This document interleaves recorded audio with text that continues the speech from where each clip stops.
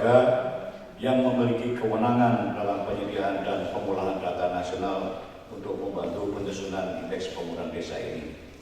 Kerjasama dengan BPS kemudian ditetapkan dengan menggunakan potensi desa tahun 2014 dan dilanjutkan dengan soft launching dari indeks pembangunan desa ini pada tanggal 6 Agustus 2015. Dari serangkaian diskusi tadi, beberapa hal penting yang dapat kami sampaikan.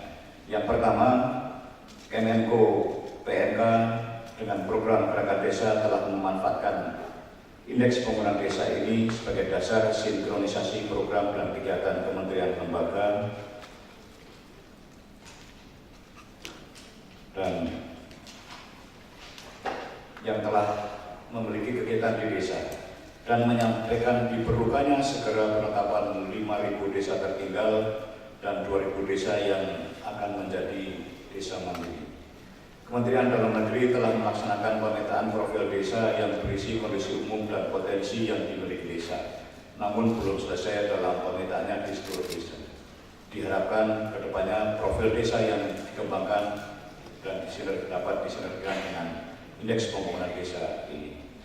Kementerian Desa, Pembangunan Daerah Tertinggal dan Transmigrasi melihat pentingnya klasifikasi perkembangan desa berdasarkan UU Desa, yaitu membangun desa yang dihitung dengan indeks pembangunan desa dan untuk desa membangun dapat disusun indeks desa membangun. Kementerian Desa dan Pembangunan Daerah Tertinggal dan Transmigrasi akan bekerja sama dengan Bappenas dan BPS untuk menggunakan data time series dengan memperdalam indikator dan variabel dalam indeks pembangunan desa. Kementerian lembaga terkait lainnya menyampaikan IPD dapat menjadi data awal untuk sinkronisasi program lintas kementerian dan lembaga dan dapat disempurnakan lebih lanjut. Monitoring dan evaluasi bersama perlu dilakukan dalam memonitor perkembangan desa sesuai dengan kesepakatan penetapan indeks pembangunan desa. Adapun buku indeks pembangunan desa tahun 2014 yang diluncurkan pada saat ini menggunakan data potensi desa tahun 2014 yang disinkronkan dengan Peraturan Menteri Dalam Negeri Nomor 39 tahun 2015 tentang kode dan data wilayah administrasi pemerintahan. Kemudian untuk menjamin validitas data juga telah dilakukan ground checks indeks pembangunan desa yang dilakukan bersama oleh Kementerian Perencanaan Pembangunan Nasional Bappenas bersama dengan Badan Pusat Statistik ke beberapa desa di beberapa provinsi, antara lain di Provinsi Sulawesi Selatan, Provinsi Jawa Timur, dan Provinsi Aceh. Hasil ground check tersebut dipergunakan untuk menyempurnakan hasil indeks pembangunan desa sehingga pada akhirnya dapat diluncurkan menjadi buku indeks pembangunan desa pada hari ini. Harapan kami agar buku indeks pembangunan desa ini dapat bermanfaat bagi seluruh pemangku dan pelaku pembangunan desa sehingga nantinya dapat terwujud desa-desa yang kuat, maju, dan mandiri. Demikian laporan kami, Bapak Menteri. Selanjutnya kami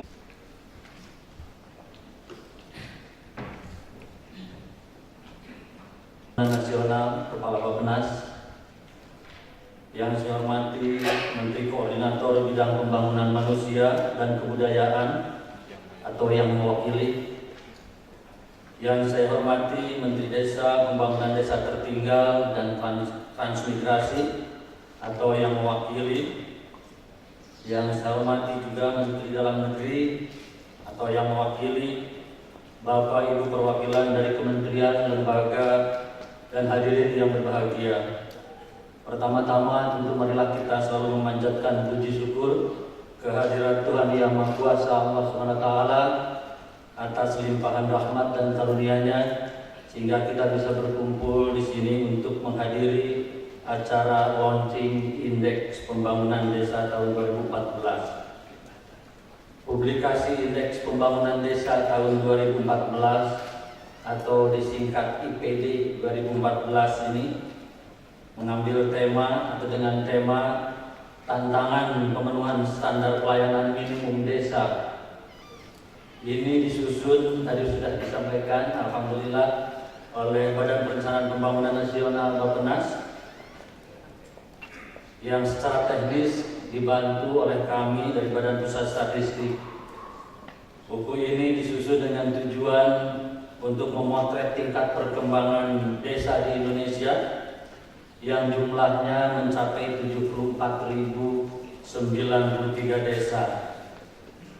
Secara khusus, penyusunan IPD 2014 ini dimaksudkan untuk mendukung visi pembangunan nasional tahun 2015-2019, yaitu pembangunan nasional dari pinggiran yang memperkuat daerah-daerah dan desa dalam kerangka Negara Kesatuan Republik Indonesia. Visi pemerintah tersebut sesuai dengan amanat Undang-Undang Nomor 6 Tahun 2014 tentang Desa.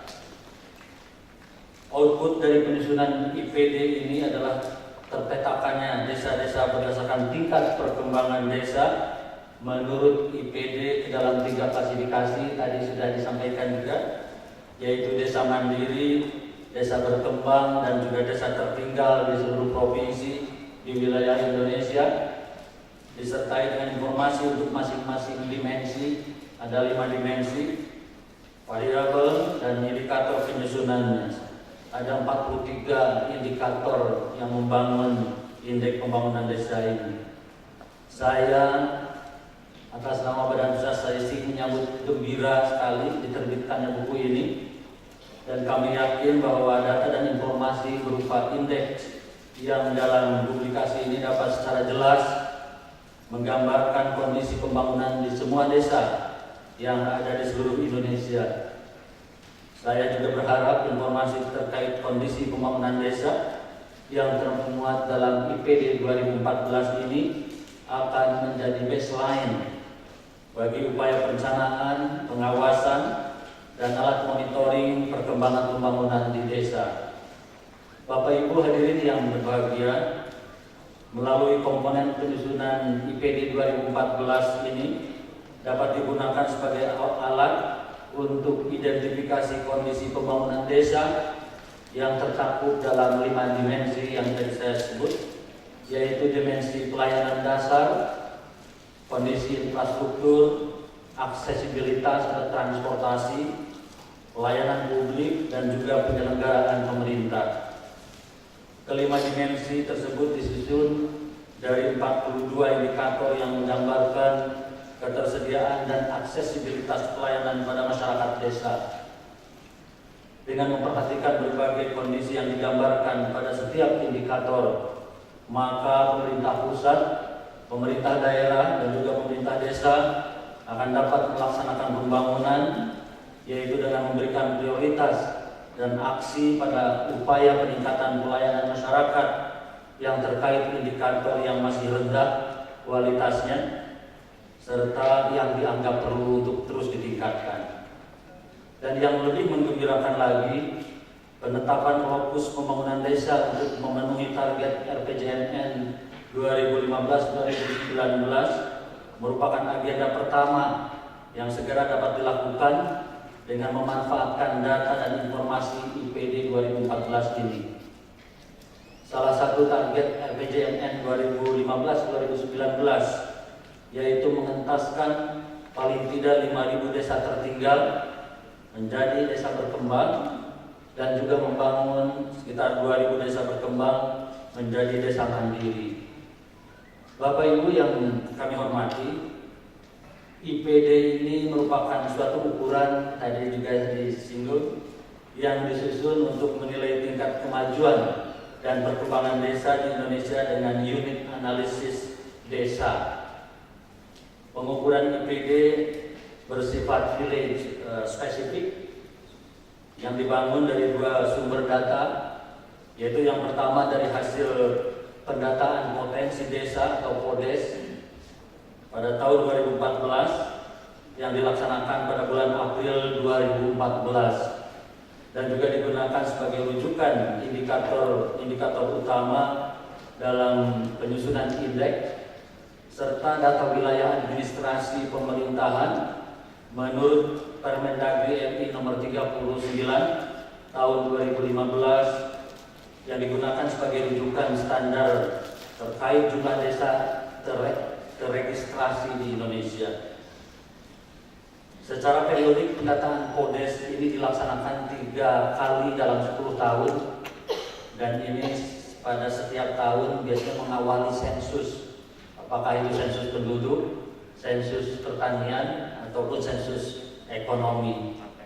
Jadi kami gembira ini sudah kami bangun, sebenarnya PODES ini sudah cukup lama. Dengan demikian IPD akan dapat disusun dan ditampilkan secara serial untuk mengkaji, memonitor, dan mengevaluasi perkembangan desa. Ke depan indeks pembangunan desa ini perlu terus disempurnakan seiring dengan penyempurnaan indikator yang tercantum dalam pendataan potensi desa untuk lebih menggambarkan kondisi desa yang sesungguhnya. Dan kami BPS sangat gembira dengan adanya undang-undang desa, dengan adanya anggaran desa, dengan adanya penggunaan dari data-data dari potensi desa, dan kita juga pasti gembira bahwa saya menduga nanti bahwa perangkat desa itu akan sadar statistik, karena potensi desa ini kita lakukan pengumpulan datanya itu dari perangkat desa. Jadi responden BPS itu bertambah sekarang. Yang biasanya establishment, rumah tangga, sekarang perangkat desa, bahkan nanti juga institusi untuk menghitung indeks persepsi anti korupsi, bikin institusi, indeks kebahagiaan dan sebagainya. Jadi bertambah. Ya, mudah-mudahan dengan adanya launching ini maka kesadaran tentang statistik di seluruh lapisan masyarakat akan meningkat. Bapak Ibu hadirin yang kami hormati, pada kesempatan ini saya ingin juga menyampaikan apresiasi dan penghargaan yang setinggi-tingginya kepada tim penyusun yang terdiri dari tim Bappenas dan juga tim BPS yang telah bekerja dengan penuh semangat dan dedikasi untuk mewujudkan publikasi yang sangat berharga ini. Ucapan terima kasih juga kami sampaikan kepada semua pihak yang telah berkontribusi aktif dalam upaya penyusunan hingga penyebarluasan publikasi ini. Akhirnya, semoga kerja baik ini tentu akan bermanfaat bagi negara dan bangsa yang kita cintai. Terima kasih. Wabillahi taufiq wal hidayah. Wassalamualaikum warahmatullahi wabarakatuh. Bapak Agus Sartono, kami silakan.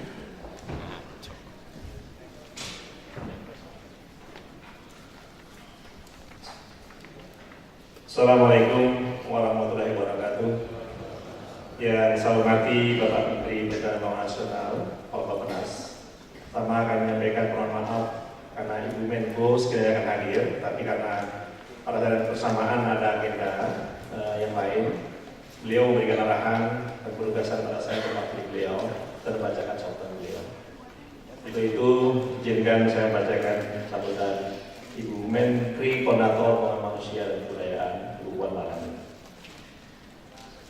Yang saya hormati Bapak Menteri Negara Perdagangan Pembangunan Nasional, Pak Bappenas. Yang saya hormati Menteri Dalam Negeri yang saya wakili. Yang saya hormati Menteri Desa Pembangunan Daerah Tertinggal dan Transmigrasi yang saya wakili. Kepala Badan Pusat Statistik. Bapak Ibu pejabat lingkungan Bappenas dan Kementerian Lembaga terkait, hadirin dan undangan yang berbahagia. Assalamualaikum warahmatullahi wabarakatuh. Selamat pagi, salam sejahtera untuk kita semua. Pertama-tama, tentunya marilah kita panjatkan puji syukur kehadirat Allah SWT, Tuhan yang Maha Esa, karena atas perkenan dan ridhonya pada pagi hari yang berbahagia ini kita dapat menghadiri kegiatan yang sangat penting untuk mendukung pembangunan desa ke depan, yaitu peluncuran indeks pembangunan desa atau sekalian IPD. Saya mengucapkan selamat dan memberikan apresiasi kepada Bappenas dan BPS yang telah bekerja keras untuk mewujudkan indeks pembangunan desa ini. Bapak Ibu hadirin yang saya hormati, sebagaimana kita ketahui bersama bahwa visi pembangunan nasional untuk tahun 2015-2019 adalah terwujudnya Indonesia yang berdaulat, mandiri, dan berkepribadian berdasarkan gotong royong. Untuk mewujudkan visi tersebut, Salah satu yang telah ditetapkan oleh Bapak Presiden dan Wakil Presiden melalui nawacita adalah pembangunan Indonesia dari pinggiran dengan memperkuat daerah-daerah dan desa dalam kerangka negara kesatuan. Terbitnya Undang-Undang Nomor 6 Tahun 2014 tentang desa telah memberikan peluang kepada desa dan masyarakat desa untuk menjadi subjek pembangunan. Dengan undang-undang ini, desa tidak lagi menjadi objek, tetapi subjek dari pembangunan. Desa harus merencanakan dan melaksanakan sendiri pembangunannya sesuai dengan kebutuhan dan prioritas masyarakat. Dengan demikian, diharapkan desa mempunyai sumber daya yang memadai untuk memenuhi pelayanan-pelayanan yang diperlukan oleh masyarakat. Saya menyambut baik tema yang diambil dalam program Indeks Pembangunan Desa ini, yaitu pemenuhan standar pelayanan minimum desa. Tema ini sangat penting untuk diwujudkan mengingat dengan payung Undang-Undang Desa, maka diharapkan pelayanan minimum yang diperlukan oleh masyarakat desa dapat dipenuhi dan bahkan harus lebih baik.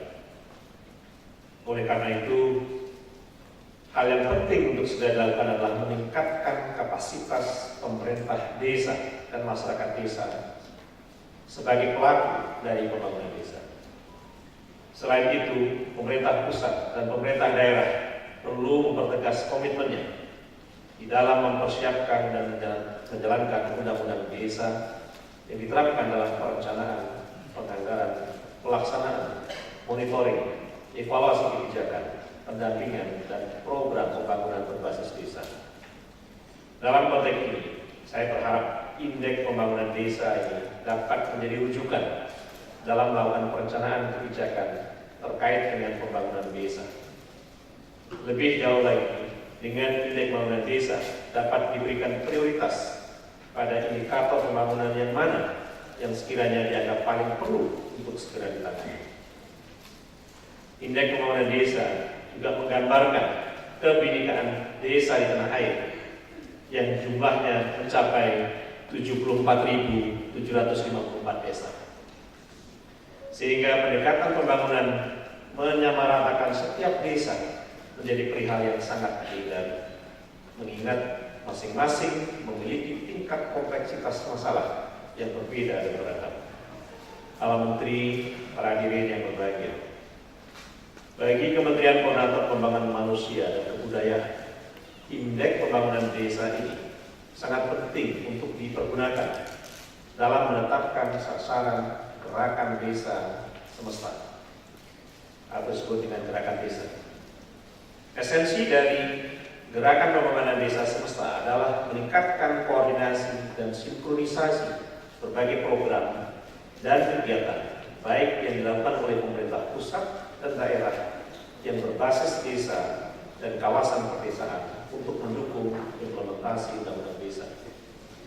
Gerakan desa yang kami luncurkan tanggal 7 April 2015 yang lalu telah mendapat berbagai masukan dari 22 kementerian dan lembaga, sehingga kita harapkan dapat mengawal pencapaian target RPJMN 2015-2019, yaitu mengentaskan paling tidak 5.000 desa tertinggal dan membangun 2.000 desa mandiri.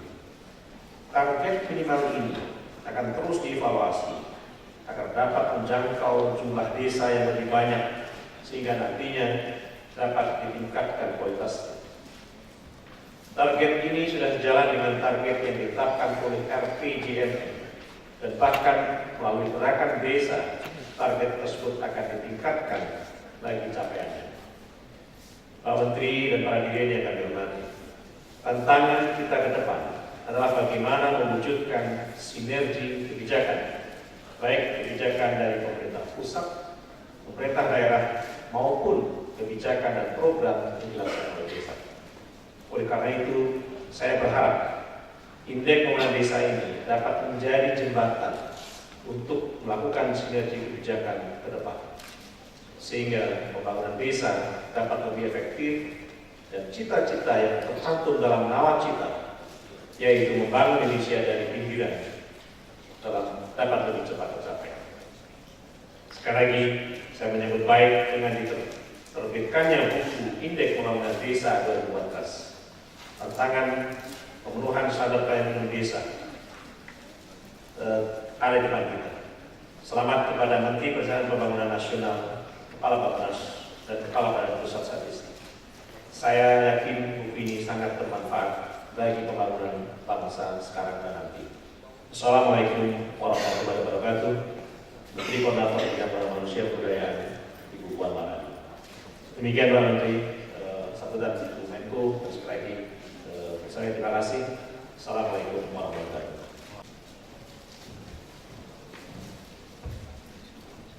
Saya hadir pada pagi hari ini karena mesti pergi ke Jogja untuk kegiatan yang sudah dijadwalkan kurang lebih sebulan yang lalu dengan Universitas Gadjah Mada dari kami mewakili. Saya akan membacakan pidato yang telah disiapkan oleh Pak Menteri. Bismillahirrahmanirrahim. Assalamualaikum warahmatullahi wabarakatuh. Selamat pagi dan salam sejahtera bagi kita semua. Yang saya hormati Menteri Perencanaan Pembangunan Nasional, Kepala Bappenas Republik Indonesia.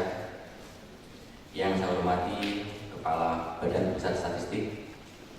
Yang saya hormati Menteri Koordinator Pembangunan Manusia dan Kebudayaan Republik Indonesia atau yang mewakili. Yang saya hormati Menteri Dalam Negeri Republik Indonesia atau yang mewakili.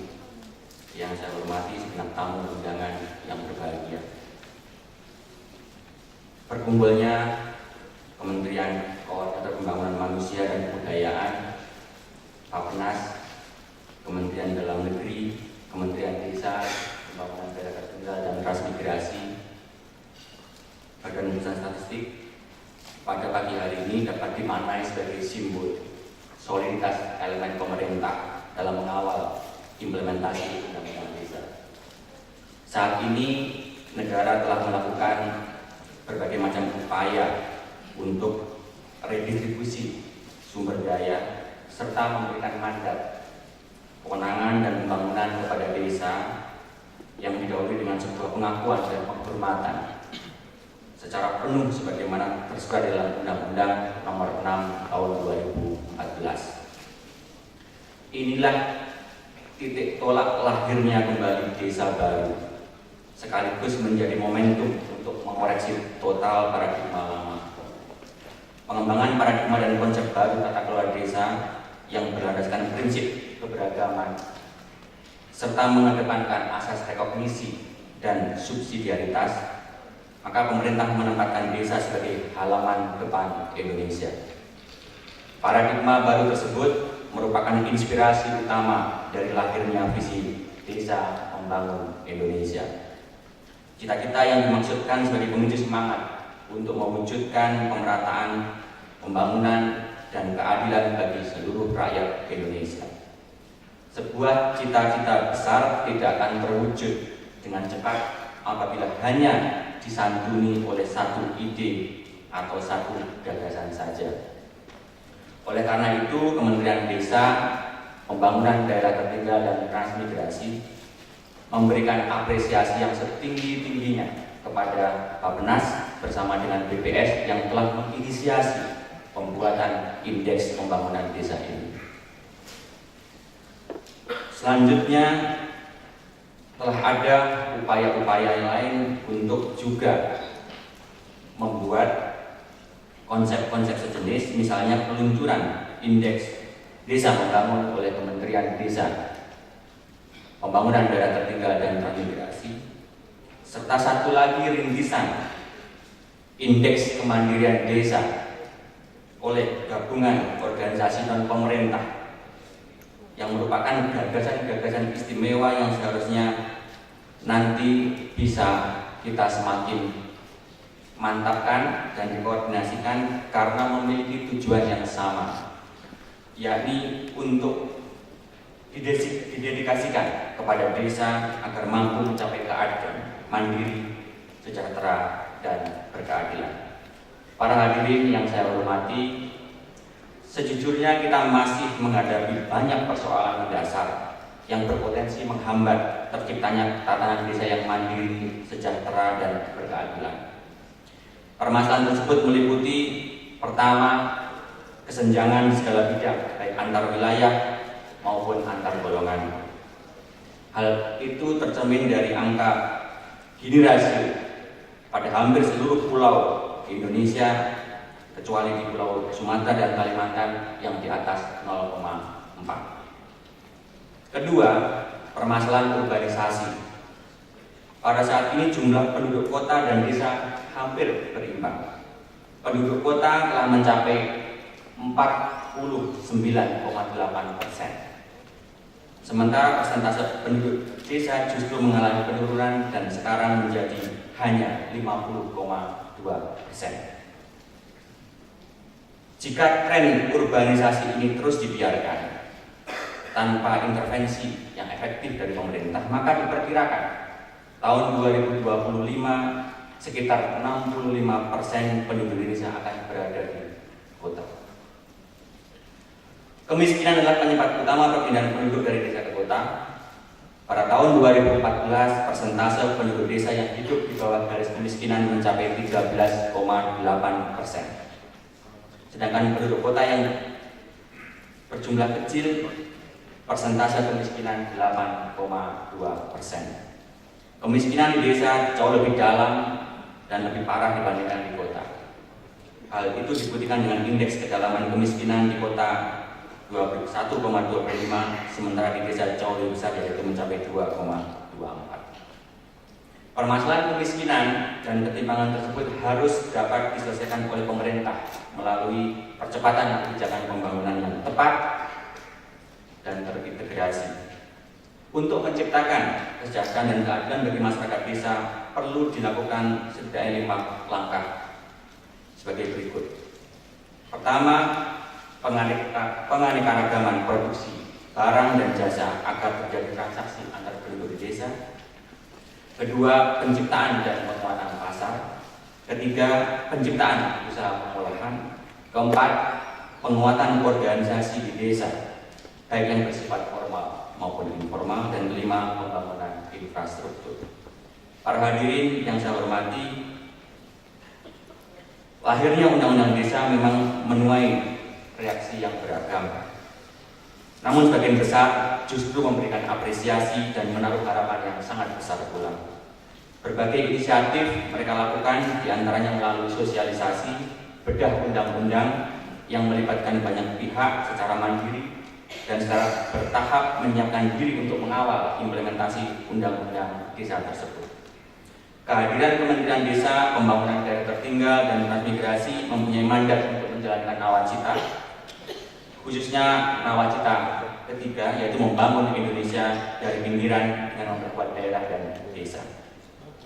Salah satu agenda besarnya adalah mengawal implementasi Undang-Undang Nomor 6 Tahun 2014. Di antara langkah konkret yang telah diambil adalah dengan menetapkan 3 program unggulan di Kementerian Desa, Pembangunan Daerah Tertinggal, dan Transmigrasi, yaitu yang bernama Jaring Komunitas Wira Desa untuk penguatan kapasitas warga desa.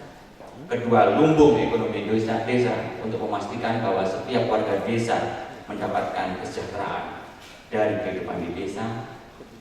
Dan ketiga, Lingkar Budaya Desa, di mana pemberdayaan dan partisipasi merupakan alas dari semua pembangunan dan pemberdayaan di desa. Program unggulan akan selalu dijadikan acuan utama dalam merumuskan kegiatan-kegiatan prioritas setiap tahun. Program unggulan itulah yang akan menghasilkan dampak terukur bagi peningkatan kemajuan dan kesejahteraan serta kemandirian desa. Para hadirin yang saya hormati, pengembangan indeks desa membangun oleh Kementerian Desa, Pembangunan Daerah Tertinggal, dan Transmigrasi meletakkan prakarsa dan kuatnya kapasitas masyarakat sebagai basis utama dalam proses kemajuan dan kebudayaan desa, yaitu meliputi aspek ketahanan sosial, ketahanan ekonomi, dan ketahanan ekologi. Sehingga indeks ini difokuskan sebagai upaya penguatan otonomi desa melalui pemberdayaan masyarakat. Indeks desa membangun lebih mengedepankan pendekatan yang bertumpu kepada kekuatan sosial, ekonomi, dan ekologi tanpa melupakan kekuatan politik, budaya, sejarah, dan kearifan lokal. Sehingga apabila indeks ini digunakan dengan baik oleh pemerintah, Sebagai acuan dalam melakukan afirmasi, integrasi, dan sinergi pembangunan, maka kondisi masyarakat desa yang sejahtera, adil, dan mandiri seperti yang dicita-citakan tidak mustahil untuk diwujudkan.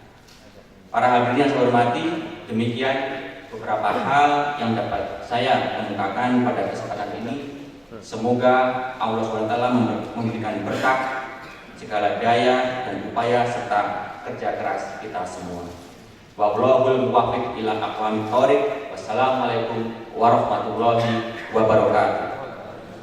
Menteri Desa, Pembangunan Daerah Tertinggal dan Transmigrasi Republik Indonesia, Marwan Jafar.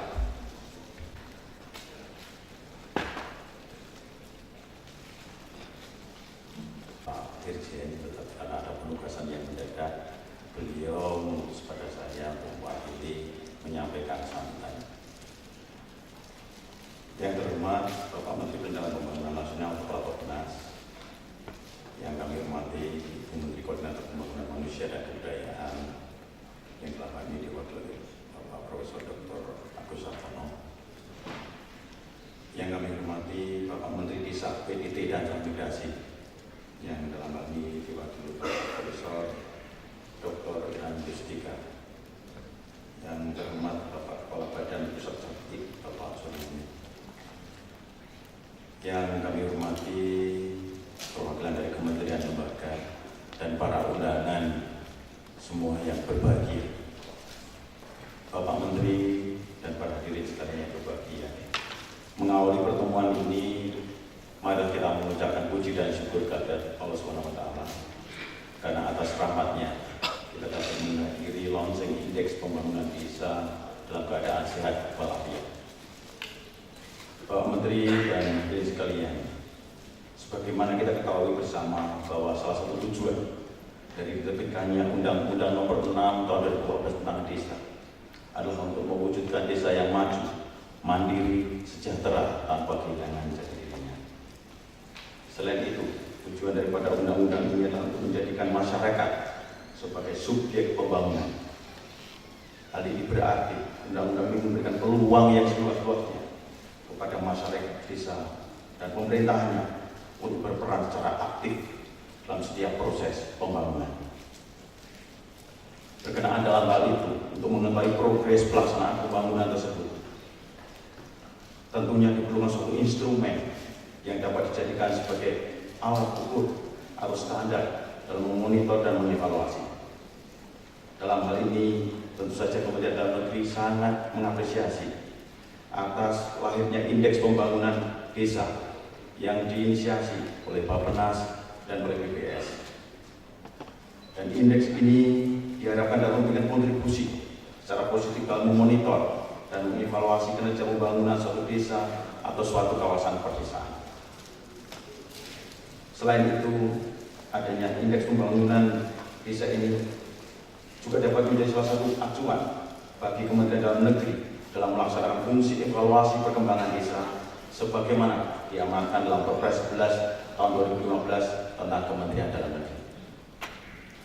Hadirin sekalian yang berbahagia, sebelum mengakhiri sambutan ini, kami berharap akan momen ini dijadikan sebagai dasar untuk membangun komitmen kita bersama dalam mengawal implementasi Undang-Undang Desa ke depan. Setiap kementerian atau lembaga yang hadir pada kesempatan ini tentu mempunyai harapan dan tanggung jawab yang sama untuk mengawal kebijakan tersebut. Kami percaya bahwa untuk mengawal desa ke depan adalah bukan hal yang mudah. Karena saat ini jumlah desa sudah 74.754 yang tersebar dari desa sampai yang tersebar dari Sabang sampai Merauke dengan persebaran yang tidak merata. Seperti kita ketahui, di Pulau Sumatera saja jumlah desa sudah kurang lebih 22.910 desa. Di Jawa 22.481 desa. Selebihnya tersebar di pulau-pulau besar yang lain. Hal ini tentu saja menjadikan kita penting untuk bersinergi, baik dari pusat, daerah maupun sampai desa.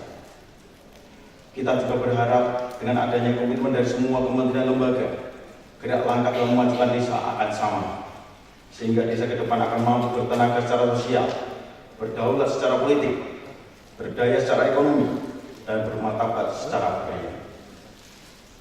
Demikian beberapa hal yang dapat saya sampaikan. Semoga Allah SWT meridhoi pertemuan kita pada hari ini. Terima kasih. Wabillahi taufiq wal hidayah. Wassalamualaikum warahmatullahi wabarakatuh.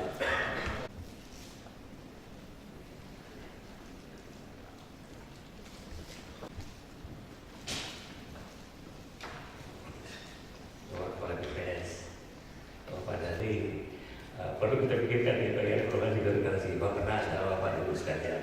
Ya, mungkin apa namanya termasuk saya dari waktu dulu masuk pemerintah selalu saya kritik tentang minuman. Saya ke Korea dikasih gelas emas seperti ini dan dikasih teko. Orang yang mau minum ngambil teko dan isi sendiri. Gelasnya segini. Karena ini waste-nya luar biasa. Tadi saya share dengan Pak Suryamin, itu pun nggak habis. Itu masih. Terus kemudian yang kedua, itu protokol kita juga. Saya pikir perlu juga ini. Kalau botol itu nggak usah dibuka. Ya, ini buka plastik, tapi ada lagi membuka botolnya, gitu ya. Sehingga akhirnya kalau minum air itu nggak diminum, terbuang percuma. Padahal harga air ini jauh lebih mahal daripada ya bayangkan misalnya sekarang di desa kemarin saya nonton di TV orang cari air ya sampai 4 km jalan dengan bawa ini. Jadi kita di sini tadi pagi saya air semalam gelasnya itu nggak habis diminum. Tadi pagi saya membuang merasa bersalah gitu ya dapat air minum seperti ini. Terus itu Bapak Ibu sekalian kita perlu bicara harus utamakan environment sebenarnya masuk hal seperti ini. Yang kedua, terima kasih sekali atas peluncuran buku IPD ini. Saya pikir seperti Bapak mengatakan bahwa buku ini akan punya manfaat yang bagus. Walaupun sekarang kelihatannya sudah ada 3 inisiatif. Tadi Pak Dirjen mengatakan inisiatif IPD yang di Bappenas, inisiatif desa, indeks desa apalagi membangun dari PDT, inisiatif yang dibuat oleh LSM, NGOs. Ya. Dari situ sisi bagus Pak, sama seperti ayat mengatakan fastabiqul khairat, berlomba-lomba berbuat baik. Tapi dari segi APBN itu tidak banyak manfaatnya. Ya, oleh sebab itu coba kita pikirkan mana yang lebih bagus nanti kita pakai. Ini bagian dari tugas Bappenas. Ya, bagaimana kita sinkronisasi anggaran yang seperti itu. Kalau sama substansinya, kenapa kita pakai satu? Ya, kalau bagus punya PDT, kita pakai PDT. Ini adalah pertama dan terakhir kita lakukan Bappenas. Tapi kalau misalnya bagus punya Bappenas karena BPS, karena independen, kita pakai BPD, PDT memberikan input untuk supaya indeks ini menjadi lebih baik.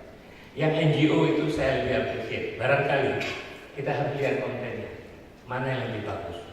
Ya, apabila NGO itu bisa membuat indeks lebih independen, itu lebih bagus. Karena apa? Mereka nggak punya kepentingan anggaran, tidak ada kepentingan proyek. Ya. Dan kita dukung mereka itu sehingga mengeluarkan indikator atau indeks yang lebih baik, lebih objektif. Walaupun tidak semua NGO tentu bisa mengeluarkan atau betul-betul bekerja secara serius. Ya. Kemudian Bapak Ibu sekalian, hal yang lain, saya pikir ini upaya yang cukup bagus, tebal sekali. Ya, ini hasilnya dari Polres. Tapi saya pikir Pak Suryamin kita masih perlu melihat akurasi. Pendekatan data ini datang dari bawah. Kita melihat beberapa desa, masuk desa di kampung saya, desa di Paloso, staf khusus saya minta lihat. Itu data itu banyak sekali Nah itu cuma 2 desa sebagai sampel, karena saya tahu. Ya, mungkin kalau nanti kampung Pak Agus mengambil saya orang desa, coba lihat nanti Pak desa Bapak, apa benar indikatornya? Desa Paloso dikatakan tidak ada kilometer, tidak ada rumah sakit 3 kilometer di sekitarnya. Padahal Paloso mengetahui pasti di batas desa itu ada rumah sakit NIHU dan terbuka untuk semua orang.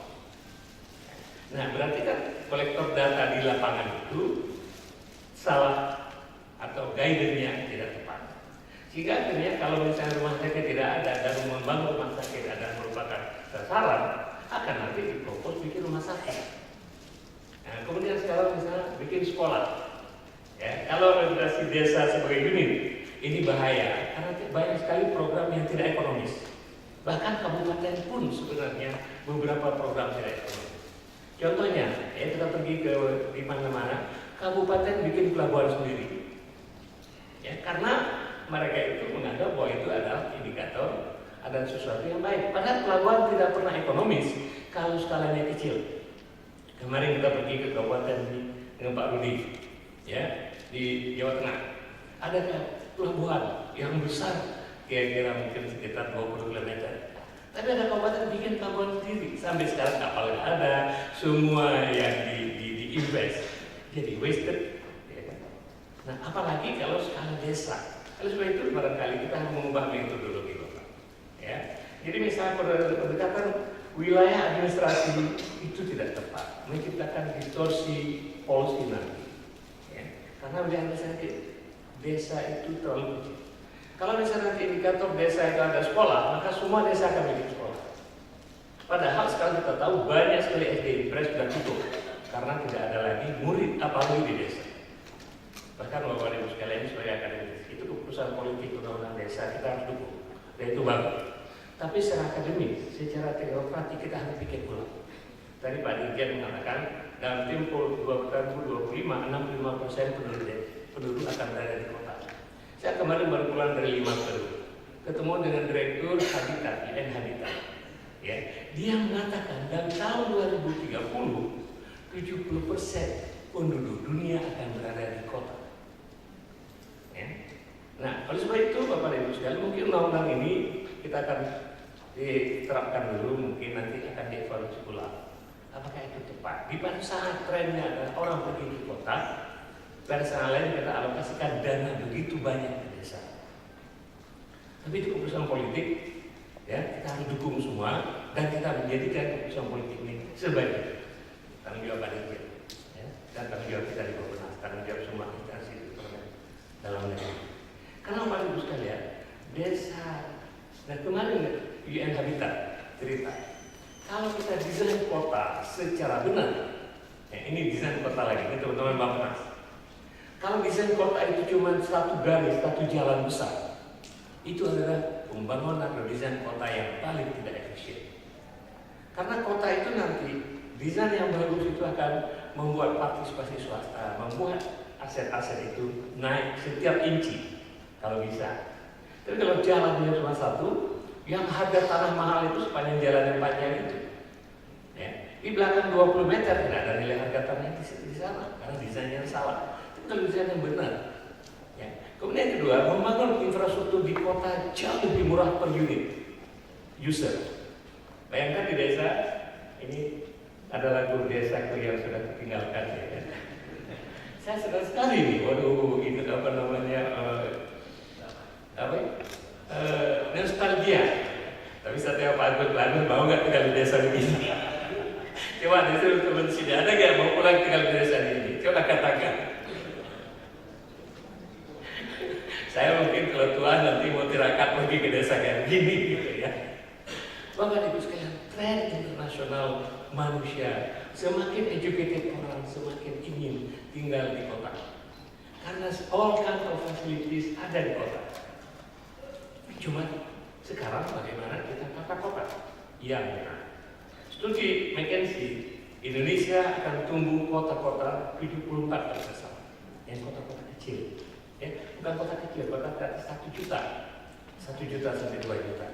Nah kita harus mendesain kota, jangan terlalu banyak pressure ke Jakarta, Bandung, Surabaya, Medan, Ujung Pandang. Harus ada policy. Saya bukan ahli tata kota, di sini banyak dokter tata kota. Tapi saya mendengar begitu berpikir, ada benarnya ini. Ya, coba kita desain kota-kota yang menjadi buffer. Kota-kota itu akan menciptakan ekonominya sendiri. Kota itu akan menciptakan. Maka kenapa tadi bisa kemiskinan di desa sangat deep, kemudian kota relatif shallow. Ya. Itu karena kota menciptakan ekonominya sendiri. Kalau desain kota itu benar. Nah, tetapi, tantangan ini adalah kebijakan politik, keputusan politik. Pak Jokowi nawacita membangun desa dari pinggiran ini harus kita sukseskan. Bagaimana Pak Agus kita bikin desain policy dan supaya desa ini barangkali bisa mencegah urbanisasi tidak terlalu cepat. Tapi kemarin Pak Menteri PU mengatakan mungkin mau 10 tahun akan datang akan terjadi ledakan urbanisasi, ledakan. Karena kemarin ada UNSCAP, UNSCAP yang ada seminar di hotel yang dekat sana, Fairmont, ya. Itu akan diledakan urbanisasi. Nah, sekarang tantangan apakah Kementerian Desa dengan membangun desa ini misalnya kita bisa menghambat rate-nya, tapi hambatan karena aspirasi tidak akan mungkin bisa ditahan. Mungkin hampir 80% orang yang ada di sini adalah orang-orang desa, ya kan? Itu contoh kita saja. Saya besar di desa, memang nggak ada gunungan seperti ini, ya. Melihat ini, aduh rindu sekali gitu ya. Rindu, bagus sekali. Rindu desa adalah rindu orang pada kampung halaman untuk dikunjungin sekali setahun waktu lebaran. Tapi suruh tinggal di sana, no thanks. Kembali ke indeks ini Bapak Ibu sekalian. Indikator juga kurang tepat. Itu bisa menciptakan misguiding policy. Ada indikator di sini. Kalau punya Indomaret itu desa sudah lebih baik. Kalau begitu kita buka Indomaret di seluruh desa di Indonesia, berarti desa akan maju. Tapi apakah itu policy yang tepat? Bahkan menurut saya Indomaret harus kita stop. Indomaret harus kita stop. Karena apa? Terjadi distorsi. Satu Indomaret itu bisa membunuh berapa banyak warung-warung milik masyarakat di sekeliling. Tapi indikator di sini termasuk itu ada salah satu indikator. Nah, pemilihan indikator, sebab itu Pak, ini tantangan di BPS. Pendekatannya itulah, kemudian sekolah tadi. Jadi kampung di Sumatera saya lihat itu sepanjang jalan orang taruh room untuk minta uang. Taruh uang, room bikin masjid. Ya, ini samping mungkin itu adalah bagian dari mencari lapangan kerja sendiri. Gitu. Tetapi sekarang masjid di kampung saya dulu satu pemukiman, berapa desa satu masjid. Sekarang setiap desa membuat masjid sendiri. Padahal jamaah ulama itu tidak ada. Ya, jadi ada hal-hal yang perlu kita pikirkan secara jauh lebih baik. Ya. Sebab itu IPD ini untuk hal bagus, tapi kemudian barangkali Pak Rudi, coba kita depan kalau ada anggaran, coba kita perdalam bagaimana kita memperbaiki. Unit analisis tinggal lagi desa, tapi ya kan unit yang lebih luas, ya kan. Tapi kemudian saya tidak tahu, tapi common sense saya mengatakan kurang tepat. Ya. Nah, alokasi koleksi, cara koleksi barangkali Pak Suryamin, tingkat kodes kita coba kita lihat, tingkat koleksi data apakah itu sudah benar yang kita inginkan. Ya. Apalagi kalau sekarang bisa dengan GPS. Kalau bisa pendekatan spasial barangkali jauh lebih baik. Wilayah administratif, apalagi desa yang terlalu kecil itu akan menciptakan distorsi. Kemudian, ya, kalau Pak sudah mengatakan perangkat desa, kalau perangkat desa menjadi source of information itu pasti baik. Karena perangkat desa ingin bagaimana di desanya lebih banyak anggaran. Ya. Oleh sebab itu, maka ada kecenderungan, ini nanti juga policy barangkali Kemendagri dan PDT, ya, bagaimana ada yang harus kita encourage dengan policy, dengan aturan, bahwa tidak semua unit service itu harus desa base, mungkin kecamatan base, ya kan? Mungkin antar desa base, sehingga dengan demikian tidak akan terlalu banyak alokasi resource yang tidak tepat. Barangkali Bapak Ibu sekalian itu aja pemikiran-pemikiran ya. Saya tahu Bapak ini yang lebih mengetahui masalahnya, tapi pemikiran saya tentang mendengar dari sana sini, kemudian melihat dari data indeks pembangunan desa ini banyak masalah yang perlu kita perbaiki. Ya, kenapa saya bicara ini? Karena saya yakin Bapak Ibu sekalian, apapun yang kita bikin bagus, selalu ada room for improvement. Sebuah masyarakat maju karena kita menciptakan added value setiap saat. Nilai tambah setiap saat itulah yang membuat masyarakat maju. Nilai tambah setiap saat itulah yang membuat kita maju ke depan. Apa yang membedakan kita dengan kemarin? Apakah ada added value yang kita bikin? Saya ingin share aja sedikit, ya, memberikan inspirasi barangkali bagi Bapak yang sudah pernah mendengar, barangkali cuma ini aja, ya. Saya berubah cara melihat dunia setelah waktu sekolah di Amerika. Sampai ke Amerika Amerika bahasa Inggrisnya pas-pasan 550. Setiap nulis paper saya tidak yakin dengan bahasa Inggris.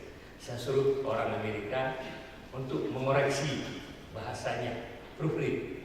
Saya menemukan orang Amerika yang saya salut bahasa Inggrisnya bagus sekali. Ya orang Amerika sih. Teman mahasiswa S2 sama-sama. Jadi tiap kali ada paper, saya minta, wait, proofread. Ya, proofread nanti saya bayar $5 dan $10 ya koreksi karena kadang kita maksudnya menggunakan kalimat pasif tapi kalimat aktif gitu kan. Jadi ya, karena bukan bahasa kita. Oleh sebab itu Bapak Ibu sekalian kalau nggak bisa bahasa Inggris ngomong aja, nggak usah khawatir. Ya kan, karena sama juga kalau suruh Inggris ngomong bahasa Jawa kan nggak bisa juga mereka. Gitu kan. Itu tenang aja gitu ya. Tapi banyak cara kita itu apa namanya atau ngomong bahasa Indonesia dengan penerjemah. Jadi kembali ke itu sehingga saya berteman dengan orang WDB.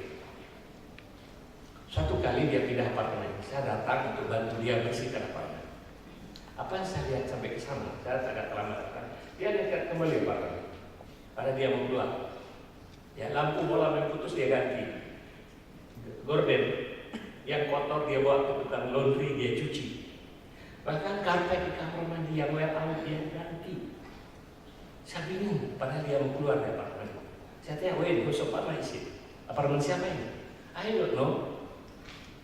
Karena di Amerika dimungkinkan kita tidak kenal sama pemilik apartemen. Karena kita pergi ke realty, Pak Agus punya apartemen, kasih ke realty, saya menjawab pergi ke realty. Jadi kita nggak pernah ketemu. Dia tidak tahu siapa punya apartemen. Tapi dia mau keluar, dia perbaiki semua. Dia invest uangnya sendiri. Saya tanya, why you do this? You don't know who's own the apartment. Dia jawaban dia itu yang mengubah saya melihat dunia. Dia bilang, Sofyan, saya punya prinsip dalam hidup ini. Dimanapun saya berada, saya akan menciptakan nilai tambah. Strike saya, betul-betul strike. Yang strike apa itu? Kaget. Saya dibesarkan dalam tradisi Islam. Saya bisa hafal betul hadis yang mengatakan bahwa orang yang hari ini lebih buruk dari kemarin dia celaka. Berarti terjadi decreasing value dan dirinya tidak tercipta edit. Orang yang hari ini sama dengan kemarin dia rugi, berarti kita tidak menambah edit value apapun, rugi. Orang yang beruntung adalah orang yang hari ini lebih baik dari hari kemarin. Artinya apa? Kita seharusnya menciptakan edit value setiap hari, Pada tingkat individu, apakah kita baca lebih banyak? Apa pengetahuan kita lebih banyak? Apakah wisdom kita lebih baik? Apakah iman kita lebih baik? Apakah kecintaan kita kepada istri lebih baik? Kepada anak-anak lebih baik? Harus makin baik. Pada tingkat bangsa, pada tingkat kantor, kalau bapak mendapatkan jabatan, waktu saya di Menkominfo di BUMN saya mengatakan, kan Anda pada posisi ini, Anda keluar lebih baik kantor ini daripada waktu Anda masuk. Kalau Anda datang kemudian semua kantor diangkat, tapi Anda keluar lebih buruk. Tadi administrasi sudah bagus, governance sudah bagus, Anda jadi pejabat pengajar lebih buruk, Anda itu terus orang celaka berhadis tadi. Oleh sebab itu, coba kita pikirkan apa yang bisa kita ciptakan nilai tambah dalam hidup ini setiap hari. Sejak itu Bapak Ibu sekalian saya ingin mencoba menerapkan hidup saya. Saya ingin share dengan Bapak sekalian. Oleh sebab itu, dimanapun ini kali ini udah bagus. Tetapi kalau kita ingin ciptakan edisi kedua harus lebih baik. Odes sudah sekian tahun, apakah evaluasi metodologinya? Lihat, itu sudah bagus Odes, banyak orang mengatakan. Tapi lihat dari beberapa indikator ini masih banyak hal yang harus diperbaiki. Ini bukan apa-apa, karena dengan itulah yang membuat edit value. Maka saya kemudian menjadi ekstrim menerapkan edit value. Ya, di kantong saya selalu ada tisu. Ya, tisu ini digunakan kalau misalnya WC ya kan ada ini menggunakan untuk cebok untuk apa namanya untuk cebok karena menggunakan air untuk buang air kecil itu kibrat kemana-mana. Ya, ini peki saya tapi peki bawa fikih bawa itu beda gitu ya. Jadi yang kedua kalau bisa saya itu masuk bapak kali itu naik pesawat dengan saya kalau saya keluar ke kamar mandi bapak masuk itu lebih bersih daripada apa namanya dikerjakan oleh pramugari atau pramugara. Karena saya ingin memberikan edit value, memberikan courtesy kepada orang lain. Setelah digunakan menggunakan misalnya dilas, terus dilas, macam-macam itu, kotor dilempar ini, nanti ambil taruh ke tisu, cuci tangan. Ya kan, kalau perlu taruh itu apa namanya, yang tempat yang cover, cover. Satu kali saya terbang dari Ibu Sri Mulyani, setelah saya keluar beliau bilang, bingung ya, pramugari nggak masuk kok, sudah ada cover udah berdua gitu ya. Itu nggak apa-apa, itulah bagian dari edit value. Kalau gambar-gambar amal soleh, begitu juga Pak Dewi sekalian. Policy ini harus terus kita perbaiki. Bappenas ini harus menjadi agen perubahan dalam rangka ini. Coba kita lihat nanti, banyak sekali program-program yang dilakukan. Apakah itu perlu? Pak Presiden sudah mengatakan, kalau memang tidak perlu, jangan diberikan anggaran. Ayo kita gunakan anggaran ini, Rp1 pun uang dipercayakan kepada negara ini adalah uang rakyat. Mari kita gunakan secara se-efisien mungkin, sebaik mungkin. Apa yang bisa kita lakukan tindakan edit value untuk memperbaiki ya? Semuanya dalam segala hal. Insya Allah negeri ini akan menjadi lebih baik. Bapak, sebagai contoh akhir, Toyota Jepang itu mengekspor mobil Mazda dulu, kotak korek itu mobil pertama yang diekspor. Kotak korek itu dari Jakarta. Ya, tapi nanti tiap tahun di added value dari added value kali ini. Ya, Mazda itu adalah salah satu produsen mobil yang paling bagus. Toyota dulu diekspor itu waktu diekspor ke Amerika, orang Amerika mengatakan ini mobil atau mobil karena begitu ringkihnya dia. Tapi mereka improve terus. Hari ini Toyota ada the biggest car producer in the world. Mereka produksi Lexus sama mewah atau bahkan lebih mewah dari mobil-mobil Eropa. Karena mereka punya prinsip menciptakan added value setiap saat. Bapak dan Ibu sekalian, kalau kita mau menerapkan added value setiap saat, policy kita menjadi lebih baik. Ya, produk kita menjadi lebih baik, kantor kita menjadi lebih baik, iman kita menjadi lebih baik, hubungan dengan istri menjadi lebih baik, hubungan kita kepada anak menjadi lebih baik. Itu konsep added value yang harusnya kita ingin saya inisiasi, Bapak Ibu sekalian. Dan saya ucapkan terima kasih kepada penulis buku ini, terima kasih kepada BPS, terima kasih kepada semua yang telah memberikan kontribusi. Saya yakin insya Allah ini akan merupakan salah satu added value kita kepada masyarakat, ya, memberikan nilai tambah kepada bangsa ini. Tapi kalau kita teruskan dari kedua, harus lebih baik. Apa yang bisa kita koreksi? Coba bikin tim untuk menganalisis apa yang kurang. Kemudian dengan demikian Bapak Ibu sekalian, insya Allah negeri ini akan menjadi negeri yang besar, akan menjadi negeri yang makmur, dan akan kita tinggalkan negeri ini kepada anak cucu kita, dan mereka bangga dengan bangsa ini. Terima kasih. Dengan ucapan Bismillahirrahmanirrahim, saya luncurkan atau saya istilahnya saya resmikan. Dan ini kan penerbitan buku Indeks Pembangunan Desa, tantangan pembangunan dasar pelayanan di desa. Mudah-mudahan ini adalah merupakan kontribusi kita kepada bangsa dan negara. Terima kasih. Assalamualaikum warahmatullahi wabarakatuh.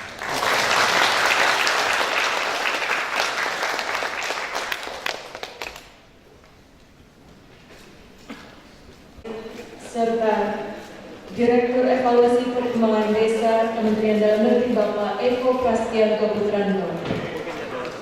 Dan kami mohon perkenan Bapak Menteri Bapak Ari Widianto untuk menyerahkan buku Indeks Pembangunan Desa secara simbolis.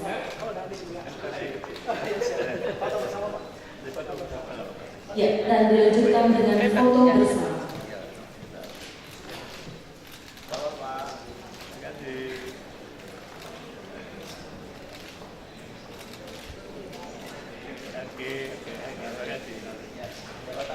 Terima kasih atas perkenan Bapak Menteri. Selanjutnya Menteri PPN. Walaupun misalnya ya untuk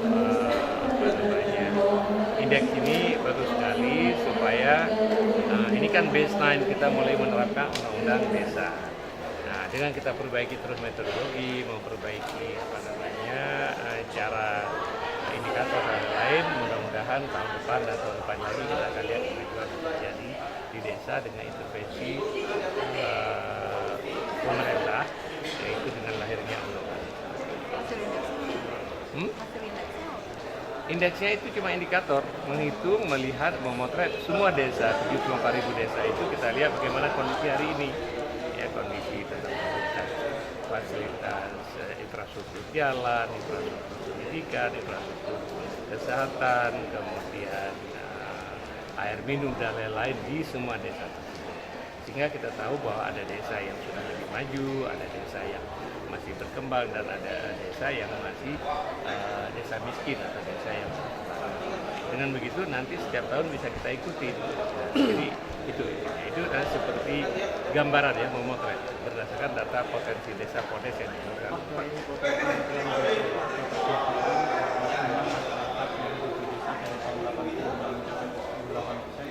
Yang sekarang tapi malah turun, perbandingannya itu hampir 50. sama. Kedepan itu supaya penurunan jumlah masyarakat desa dari waktu ke waktu itu tidak terjadi. Jadi ada dua hal kenapa orang pindah di desa. Yang pertama adalah faktor push factor. Push factor itu karena fasilitas ekonomi atau opportunity ekonomi di desa itu terbatas. Ya. Kemudian opportunity pendidikan di desa itu terbatas. Sehingga orang-orang yang muda, orang-orang yang punya ambisi, orang-orang yang mau cari kerja, mereka terpaksa keluar. Nah, itu faktor push factor. Nah, dengan adanya intervensi dan kemudian kita alokasikan dana desa ke desa-desa tersebut, mudah-mudahan akan terjadi pertumbuhan ekonomi di desa. Sehingga demikian faktor push factor salah satu ekonomi desa yang berkurang opportunity-nya mungkin bisa kita kurangi. Tapi tren urbanisasi itu tidak bisa dihindari. Yang kedua faktor pull factor. Pull factor itu karena menariknya kota. Yang menariknya kota karena apa? Orang-orang muda berpendidikan mau tinggal di kota. Ya, di kota banyak fasilitas, di kota banyak hiburan, di kota banyak apa saja. Ya. Sehingga orang-orang yang sudah tinggal di kota biasanya jarang sekali mau kembali ke desa. Barangkali kita di sini sebagian besar adalah orang desa, maksud saya. Nah, oleh sebab itu kenapa desa itu lebih convenient? Nah, oleh sebab itu kalau misalnya cerita tadi kemarin kita ketemu dengan UN Habitat, itu yang badan dunia yang mengurus masalah perkotaan. Dia memperkirakan pada tahun 2040 lebih dari 70% penduduk dunia akan berada di kota. Oleh sebab itu program pembangunan desa kita mudah-mudahan bisa mengerem sedikit untuk sehingga arah urbanisasi itu bisa mengerem sedikit, tapi tentu tidak akan bisa. Sudah ada informasi pengaruh dana desa terhadap? Oh belum lah, ini kan baru tahun ini dan kemarin itu kan lama penyerapannya. Ya baru dievaluasi mungkin setelah 5 tahun gitu ya, baru lihat bagaimana dampaknya. Ada masukan dari Bappenas kepada Kementerian Desa Tertinggal untuk skala prioritas? Itu sudah ada aturannya, sudah ada menteri dan menterinya, sudah ada ini. Tapi tentu Bappenas akan terus melihat dari tahun ke tahun bagaimana kita perbaiki supaya kebijakan ini lebih baik. Pak, Hah? Nggak boleh ada desa. Bukan itu indikator, maksudnya itu katakan salah satu indikator yang keliru. Nah, adalah kalau ada Indomaret, desa sudah maju. Jadi kalau kita taruh Indomaret, berarti desa sudah maju. Padahal menurut saya harusnya itu Indomaret itu bukan indikator yang tepat. Ya? Karena kalau semua, kenapa di desa itu ya ada ekonomi juga. Kalau bisa semua Indomaret ada di desa itu berapa banyak kemudian opportunity mom and pop store, toko-toko ibu dan bapak itu ya itu akan hilang. Dan sebab itu pertumbuhan Indomaret, toko-toko convenience store itu menurut saya adalah jangan menjadi faktor yang dianggap bahwa kemajuan desa karena Indomaret. Indikator desa yang maju itu apa sih? Nah itu lihat ya nanti, coba dilihat di indeks itu. Itu yang harus kita perbaiki. Evaluasi setahun Pak? Evaluasi 1 tahun kan kemarin udah apa namanya, yang pertama adalah secara overall oke. Ya, bagus pemerintah ini. Kalau ada teman tadi mengatakan ibaratnya kita ini main sepak bola ini baru menit ke berapa? Baru menit ke 15 ya. Gimana siapa yang bilang tadi? Menit ke 15. Nah so far oke. Ya, so far oke gitu ya. Kemudian kalau lihat bisa survei yang dilakukan, ya, itu tingkat kepuasan kepada kinerja pemerintah tahun cukup bagus, walaupun ada faktor pelemahan ekonomi. Ya. Tetapi upaya-upaya yang dilakukan oleh pemerintah itu luar biasa. Reformasi birokrasi, reformasi perizinan, yang tadinya misalnya di BKPM itu orang mencari izin sampai berbulan-bulan, bertahun-tahun, maka sekarang ada izin yang bisa diakses dalam tempo 3 jam. Kemudian yang bertahun-tahun izin listrik bisa dipotong menjadi waktu yang sangat singkat. Terus kemudian di laut kita waktu pemerintah